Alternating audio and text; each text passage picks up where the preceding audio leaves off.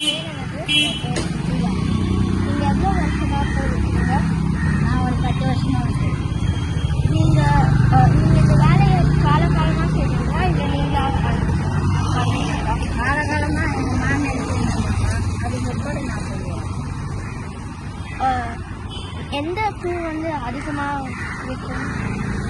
எல்லா பூவுமே அதிகமாக தான் விற்போம். இப்போல்லாம் மல்லி, முல்லை, ஜாதி இதெல்லாம் 400ரூபா 500ரூபா அப்படி விற்கிது. சாமந்தி 200ரூபா கிலோ விற்கிது. ரோஸு 200ரூபா கிலோ.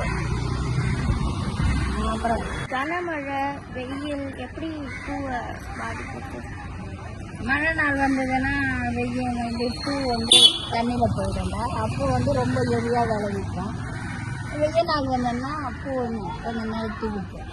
ஒரு 100ரூபான்றது ஒரு 80ரூபா 70ரூபா இப்படி பூ விற்கும். சீக்கிரமாக காஞ்சி போயிடுமா?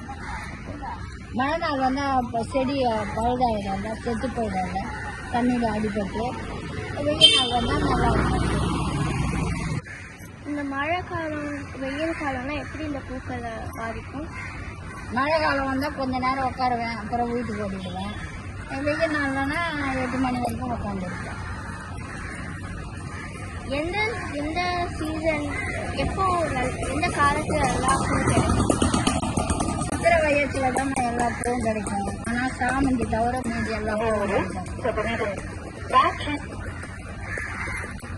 இந்த கனமாக மழை பெய்யுன்னா எப்படி பூ வாங்குவோன்னு கேட்குறேன்.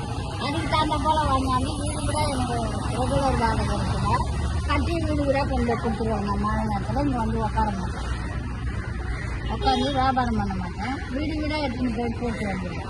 அதுக்கு தகுந்த போல் வாங்குவேன். இப்போ 5 கிலோ வாங்குறத அப்போ 2 கிலோ வாங்குவேன். அப்படி எப்போ நீங்கள் அதிகமாக பூவை வாங்கணும்னு கேட்குறேன். இந்த வெயில் நாளில் மட்டும்தான் நான் வாங்குவேன். மழை நாளில் அதிகமாக வாங்குவேன். நாள்கிழமை வந்தால் அதிகமாக வாங்குவேன். தீபாவளி, பொங்கல் இதெல்லாம் வந்ததுன்னா அதிகமாக வாங்குவேன். ரொம்ப நன்றி.